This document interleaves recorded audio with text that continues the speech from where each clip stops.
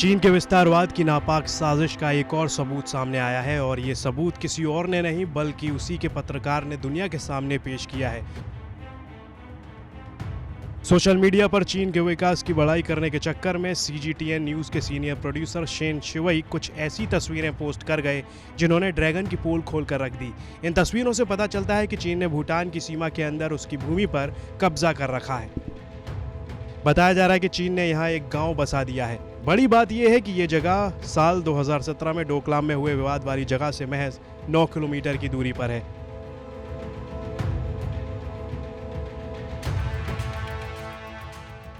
दरअसल चीन के CGTN न्यूज़ के पत्रकार शेन शिवई ने इस गांव की तस्वीरें पोस्ट की। शेन ये बताना चाहते थे कि डोकलाम के पास चीन ने कितना विकास कर डाला है, लेकिन तस्वीरें सामने आते ही चीन की पोल खुल गई क्योंकि ये इलाका भूटान की सीमा में आता है। जब विवाद बढ़ा तो शेन ने तस्वीरें डिलीट कर डाली, लेकिन तब तक उनके ट्वीट के स्क्रीनशॉट वायरल हो गए थे।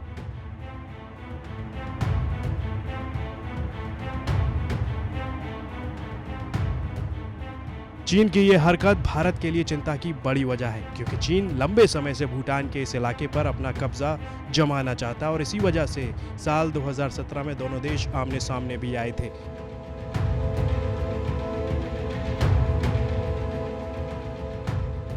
डोकलाम का इलाका भारत, चीन और भूटान के ट्राई जंक्शन पर है और चीन यहां सड़क बनाकर भारत के लिए बड़ी चुनौती बन सकता था। इस सड़क के जरिए चीन के लिए चिकन नेक यानी भारत के सिलीगुड़ी कॉरिडोर तक पहुंच आसान हो जाता और सिलीगुड़ी कॉरिडोर के जरिए चीन पूर्वोत्तर को भारत से अलग थलग कर सकता था।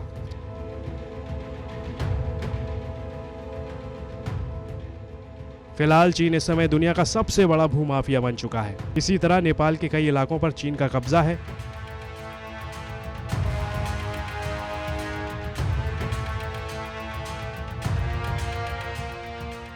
भूटान के कई हिस्सों पर भी वो अपना दावा ठोकता रहा है।